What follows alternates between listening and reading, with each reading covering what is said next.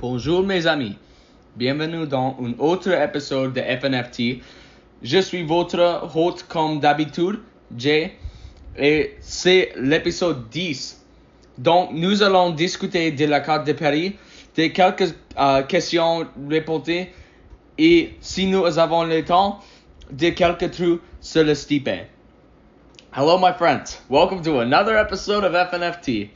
I'm your host, as per usual, the one, the only, the notorious Jay, and this is episode 10. So, we're going to discuss the Paris card, we're going to have some Q&A, and if we have time, I want to bring up some interesting stats about Stipe here. But yes, we got the Paris card this weekend, and this is a bit of a special episode. This is episode 10 of Friday Night Fight Talk. Holy shit.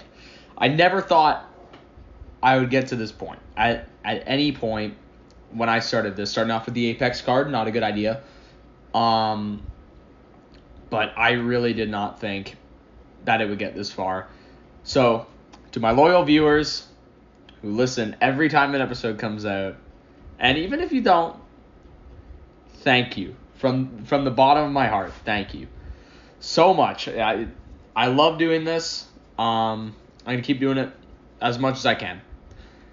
All right, so let's get into the card here. Starting off, opening up, we got Balaji Oki versus Chris Duncan. So Oki's only got the one fight in the UFC. And from the looks of it, he looks like a pretty good kickboxer. Duncan's had a few fights, so like 3 fights, yeah. And he's coming off a loss of Manuel Torres. I think that was on the Marino versus Royval card. You know, what should have been the Mexican Independence State card, because it was actually in Mexico. So, looking at all that, I'm going to go with Balaji Oki by decision. Or Balaji Oki, I don't know what the fuck his name is. He just honestly is going off of what Duncan looked like last time and going off what Oki looked last time. It looks like Oki is probably going to outstrike him to a decision here. I'd probably see 29-28, but we could see 30-27. Moving on. Oh boy, everyone's favorite division. We got Nora Cornell versus Jacqueline Cavalcanti at women's bantamweight. But don't worry, I already did my coin flip. We got Jacqueline Cavalcanti by decision. Most of these women's fights don't go to a finish, but you will see later one that does, in my humble opinion. Moving on. At flyweight, we got Daniel Barez versus Victor Altamirano. So, honestly, both these guys have had a pretty rough time in the UFC. Barez only has one fight, but he's on a loss. Sorry, I've been stumbling over my words today. I'm a little sick, so just stick with me here. Altamirano, he's been around for a bit. He's fought some of the lower ranked flyweights. Like he just fought Felipe Dos Santos was his last fight. And he fought Tim Elliott. Tim Elliott was ranked, or is ranked, just fucking old. And he doesn't seem like he can, like he's more on and off. I don't think he wins that many fights. He'll like win 1, lose 1, win 2, lose 1. So I'm not going to lie, the loser of this fight probably gets cut, I'm going to say. With that being said, I'm going with Altamirano by decision. He's been around longer, and from what I've seen from him before, I think that he's going to pull off a decision against someone I haven't seen much of and didn't really look that good in his last fight, especially getting subbed in the first round over a year ago. Not a good look. So yeah, I'm going with Altamirano by decision. Next up, women's bantamweight. We got Aylin Perez versus Daria Zelendyakova. Yep, that's we'll guess that that's right. So this is the other fight that I was talking about is gonna get a finish. I think Mrs. Russian lady, fucking Ivan Drago over here, fucking Russian from Rocky IV, is gonna KO her. I know she's only had the one fight, but she looks like she hits hard. If the Russian from Rocky IV was a woman, she'd be her. Him? It? I don't know. And Aylin Perez, she has she's experienced. She's been around for well, at least a little longer. But she hasn't looked like she's not impressed me. I mean, I guess that's most women's fights, but I think the Russian from Rocky 4 can fucking KO her. So I'm going round 1 KO for Aylin Perez. Yeah, I know. Bold take. Next up, we got Taylor Lapilus versus Vince Morales. So Morales he's been around for a bit. He's fought like Miles Johns. Miles Johns? I don't know why Miles Johns. I don't know why I had to second guess myself on that. Jonathan Martinez. So he's just been around for a bit. Not successfully though. He's got a record of 16-7, which isn't the best. If he loses this fight, he'll have lost a third of his fights. Fun fact. And Taylor Lapilus is coming off his only loss so far in the UFC was to one of the Boschrot brothers. And the Boschrots are fucking wild. So, and Lapilus has been around for a bit.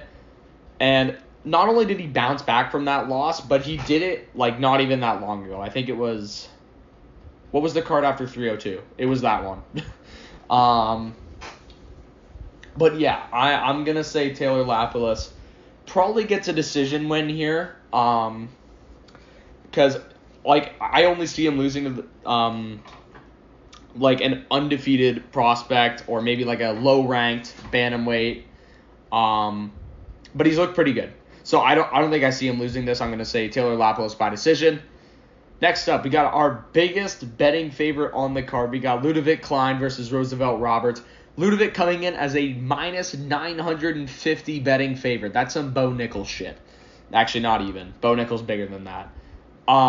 So Roberts, he's kind of on a losing streak by getting finished a lot.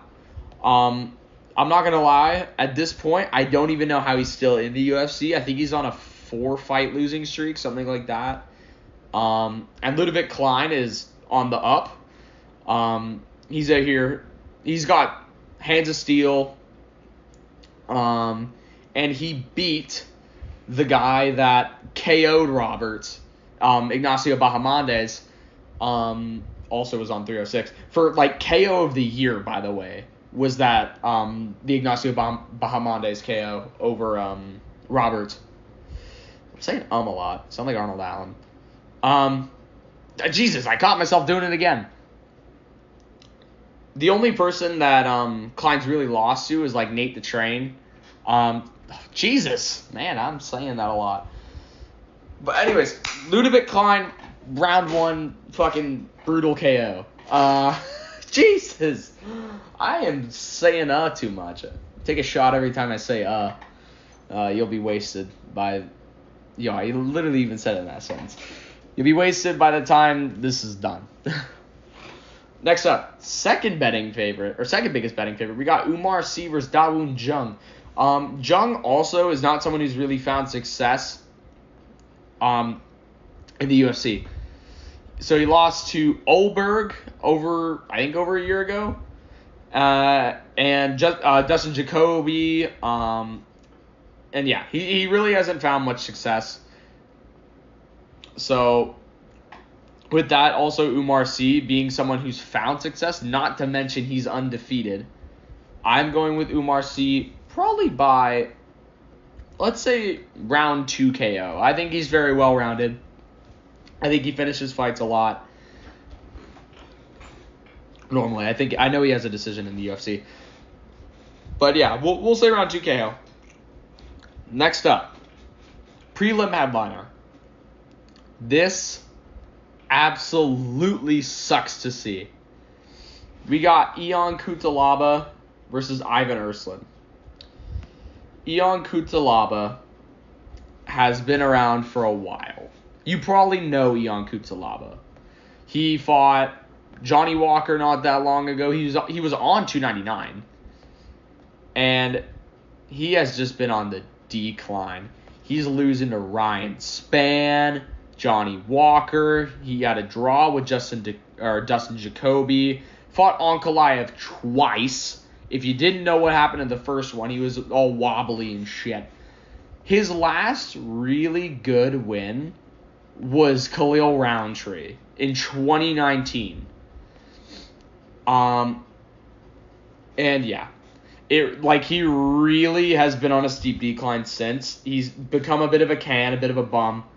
And looking at Ivan Urslan, who fucking KOs people left and right, I am going to pick Ivan Urslan by round 1 KO. And not only do I say that Ion Cutelaba is going to get KO'd in round 1, I think he gets cut after this. I'm not going to lie. He really hasn't been that good. And I think Dana probably is going to pull the axe on him. Or fucking basically chop his head off. Sorry, you might have gotten jump scared by my blowing my nose. As you can, or if you can't tell, I've been really sick lately. Alright, opening up the main card. This is a really good money line if you want to bet on this card. Fares Zion versus Matt Frevola. This is going to be a really good fight. But if you didn't know, Matt Frevola is coming in as an underdog. If you know Matt Frevola, that motherfucker is a killer half the time and gets killed half the time. So I'm going to say Matt Frevola is going to probably KO him in the 3rd round. Let's say that.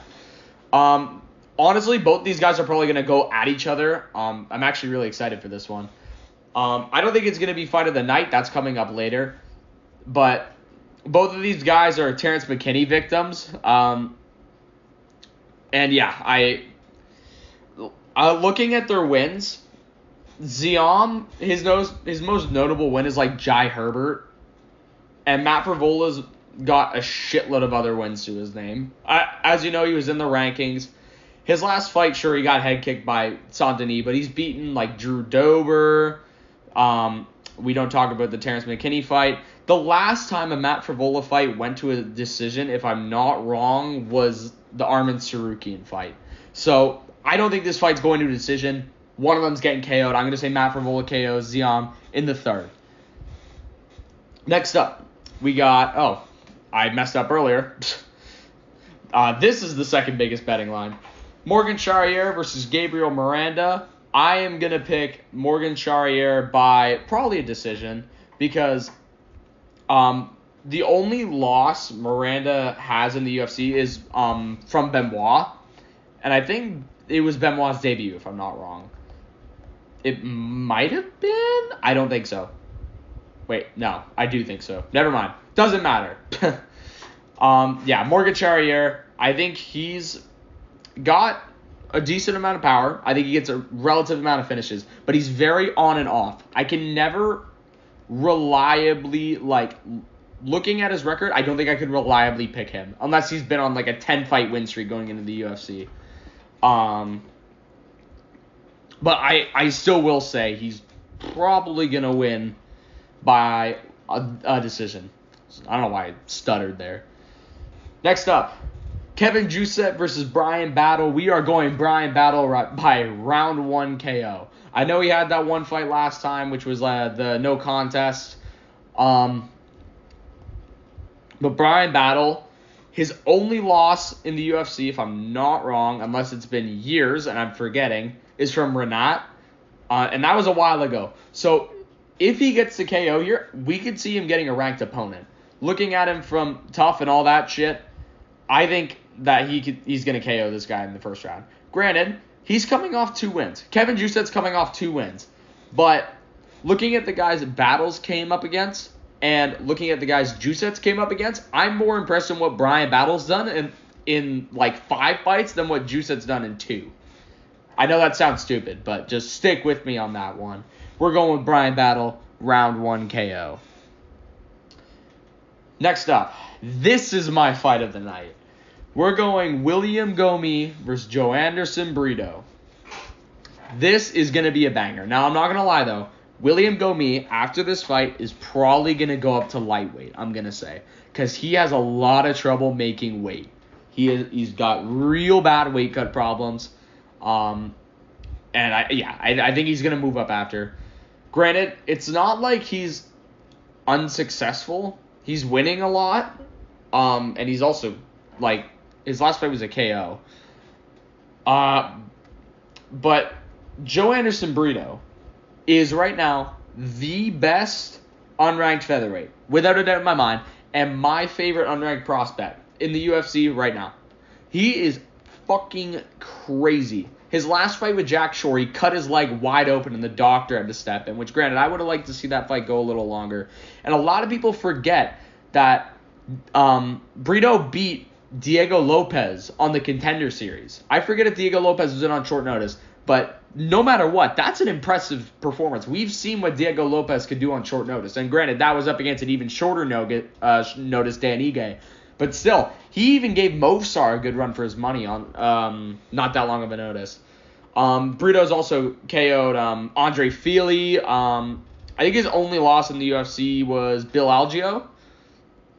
And that was his debut. So, overlooking all of that, I think he wins this fight by decision. I think he gets a ranked opponent next. As to who, it's up to the UFC at that point. Looking at the rankings, we're probably looking around a low ranked. I wouldn't say we go too high, but we could see an Edson Barboza, a Bryce Mitchell, Giga Chikadze even. I forget if Joe Anderson's a little shorter, but Giga Chikadze is pretty high.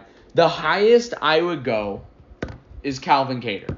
And I think that's probably the entry level. I'd probably say I'd either go Bryce Mitchell, Edson Barboza, or Calvin Kattar.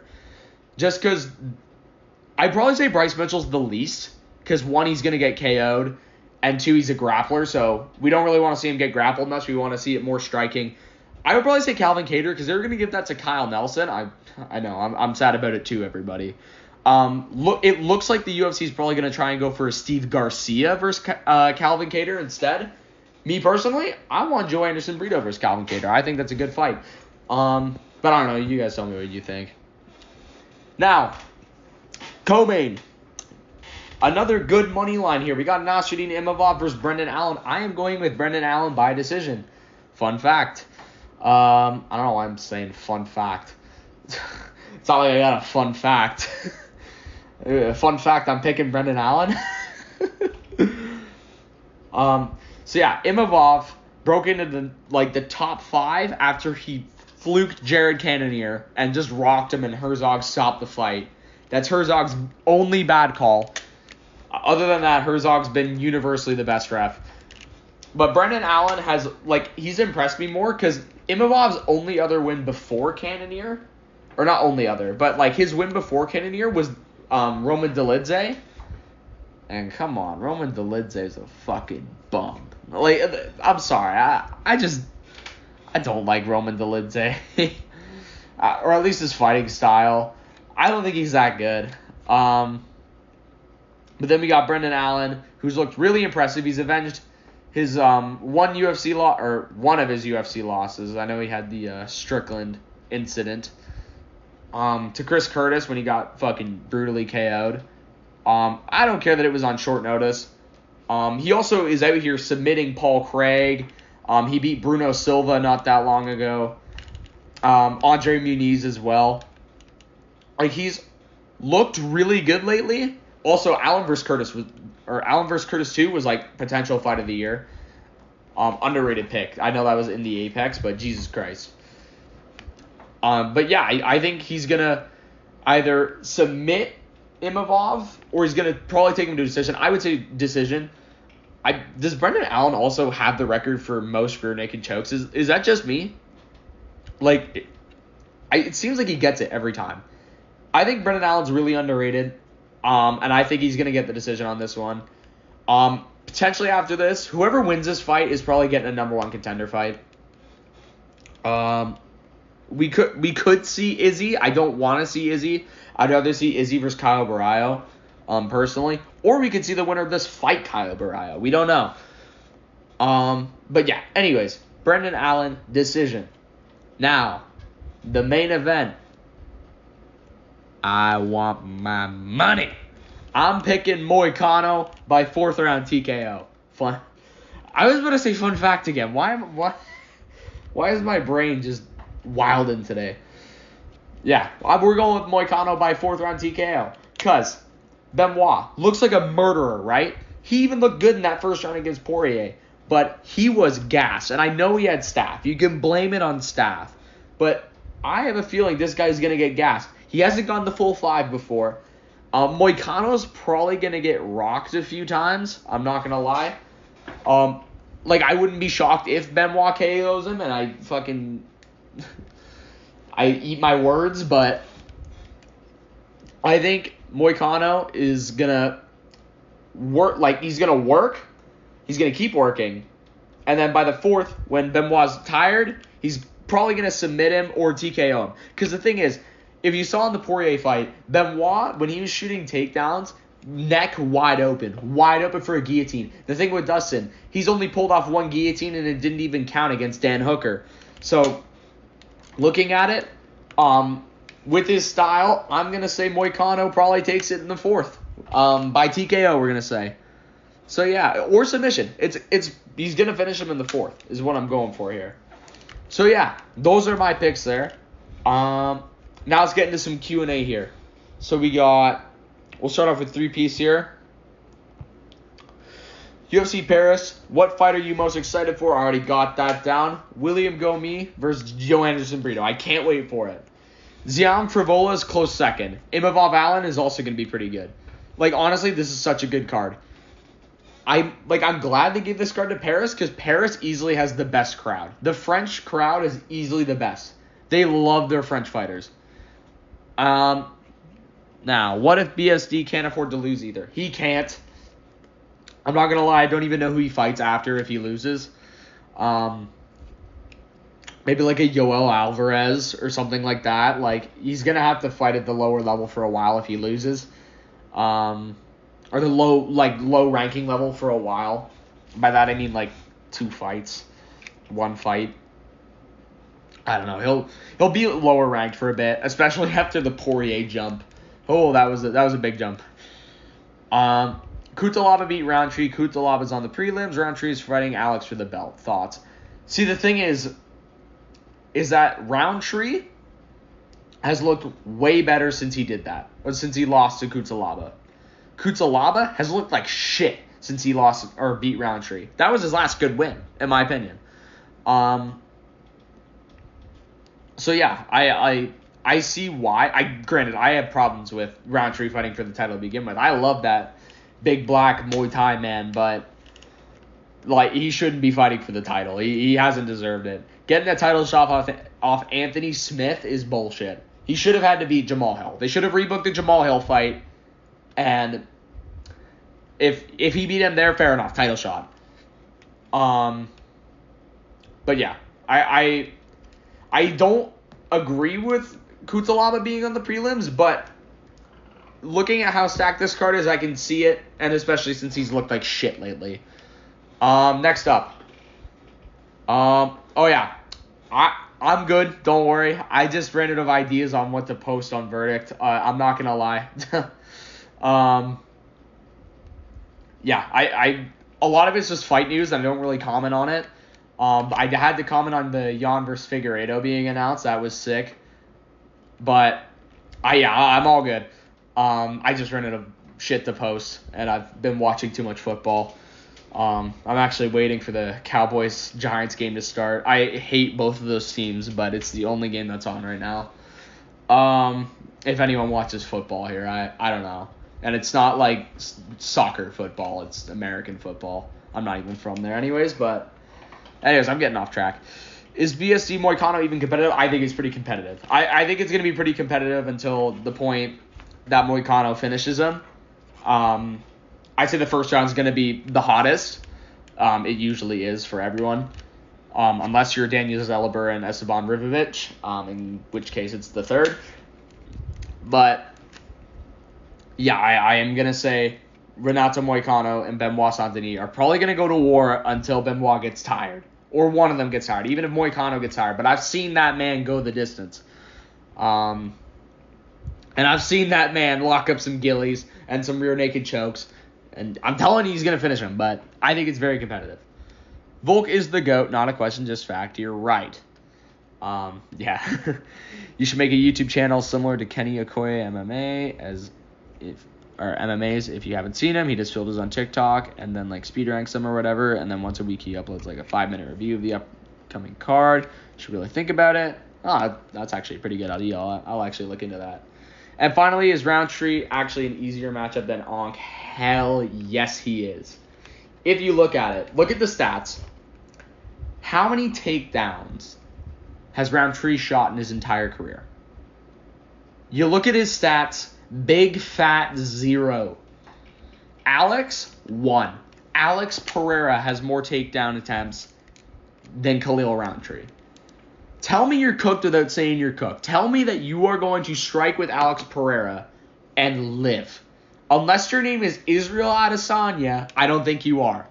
Or like John Jones. Not even. John Jones striking with him wouldn't live. At least light heavyweight John Jones. But tell me that any striker whose name is not Israel Adesanya would live against him. I don't think so. And Onk, I know he doesn't have a submission win. I know he doesn't have a submission win. But we've seen wrestling out of him. We've seen what wrestling can do to Alex. We saw that in the Jan Blachowicz fight. That was Alex's toughest test at light heavyweight. And I think with that option, just being there, he doesn't even have to bust it out. It's going to be a little tougher. That being said, Roundtree's stand-up is a lot better than Ankalaev's.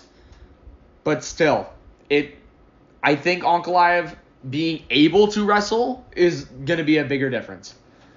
Actually KOing Alex, I don't think so. I don't think it'll happen. But I'm a little worried about the wrestling there for Alex. That's it. Okay, so that's our Q&A. And now for this week, I'm going to bring some interesting stats about Stipe. Stipe, if you don't know already, Stipe has been inactive for 1,330 days at the time of him fighting for the belt again. So let's bring up an interesting stat here. So when Stipe Miocic last fought, Tyron Woodley was still on the active roster. And not only that, he was the co-main of his last pay-per-view. Isn't that wild? We've seen where Tyron Woodley is now. He's out here fucking fighting Jake Paul. And God forbid, I don't want to see what Jake Paul looked like when Stipe last fought. But, yeah, that's just crazy to begin with. I don't even need to explain that. On to my next point. Tom Aspinall, the current interim champion, had just submitted Andrei Arlovsky. Go look at Tom Aspinall's fight history. That was forever ago. Since then, he's fought Sergey Spivak, finished him. Alexander Volkov, finished him. Got injured by Curtis Blades, recovered, beat Marcin Tybura, fought for the interim title and knocked out Sergey Pavlovich, and then defended it against Curtis Blades. I don't know why I blanked on that. Isn't that fucking wild? All while Stipe sat on the sidelines fucking putting down house fires. Next up, next point. This is one most of you guys know. Alex Pereira wasn't even in the UFC. And I don't even need to explain it. We've all seen what he's done. He's conquered 2 divisions. Holy shit. Like, isn't that fucking wild? He wasn't even in the UFC. He wasn't in Glory Kickboxing still, I don't think. I don't know. I forget the last time he was in Glory Kickboxing. But here's my next statistic. This one's pretty sad. And this will maybe put into contrast how long ago it was. Tony Ferguson was only on a 2-fight losing streak. Oh, damn. That hits different, huh? He had only lost to Justin Gaethje and was coming fresh off the Charles Oliveira loss. Isn't that wild? Like, look at him now. Look at him now. What is it, a 9-fight losing streak? 10-fight? He lost to Justin Gaethje, Charles Oliveira, Beneil Dariush, Michael Chandler, Nate Diaz, Bobby Green, Paddy Pimblett, and Michael Chiesa.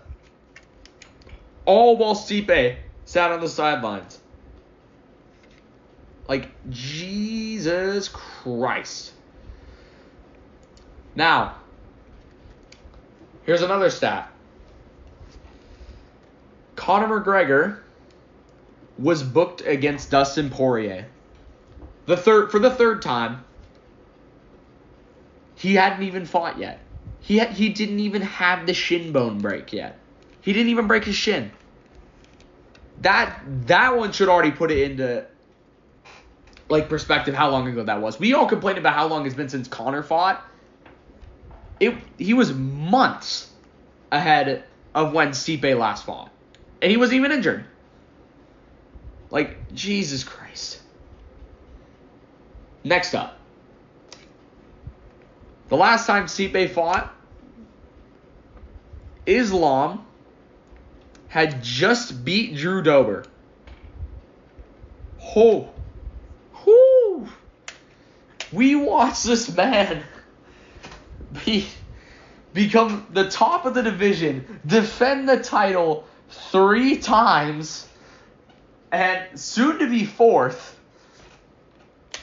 And Stipe has just watched it all happen. Stipe just watched it all happen. Oh my God. Okay, this one's pretty good too. When Stipe last fought, Jan Blachowicz was still the light heavyweight champion. And not only that, he had defended it against Izzy. Whew. Whew. Jesus Christ. Oh my God. Now, this one's good too. Leon Edwards and Bilal Muhammad fought twice, years apart. Isn't that crazy? Not only that, Stipe doesn't even have a win over anyone on the UFC roster. His last win was over Andrei Arlovski, and Andrei Arlovski just got cut. Now he has no win over anyone. And they edited the Venom shorts onto him. That was just funny. So, tell me, does this man deserve to fight for the title? The man who, I'll bust at another random stat here, Charles Oliveira was booked against Michael Chandler for the first time? And now they're booked again? Tell me, does that make sense? Does that make sense to you? It makes perfect sense to me. Why Stipe is fighting for the title over the 7 people ranked above him. I would choose any of those 7 people ranked above him to fight for the title. I would rather fucking Jailton Almeida become champion over him. Jailton Almeida, the pound for pound most boring motherfucker in the UFC. He gets the BMF belt for most boring motherfucker. And I would rather him fight for the belt because he deserves it more. He just got knocked out by Curtis Blades too. Like, ugh. I would rather Sergey Spivak fight for the title. I would rather Curtis Blades fight for the title again. I would rather him get a rematch. Like, oh my God. Sorry, I'm going off on my rant here.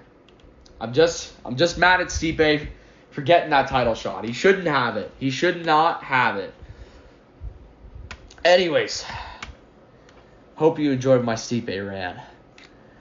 That's going to be our episode for today. I really hope you guys enjoyed this one. And once again, this is episode 10. Thank you so much for 10 episodes. I'm glad you guys kept listening. And I hope we can keep going for as long as I can. Honestly, I really love doing this. It's super fun. And I love talking about MMA. I can talk about MMA and football for hours. And MMA I could talk probably for 10 hours about and not get bored. So really, I could just keep flapping my gums all day. So that's going to be it for the episode. Thank you guys once again for listening. And I will see you all next time.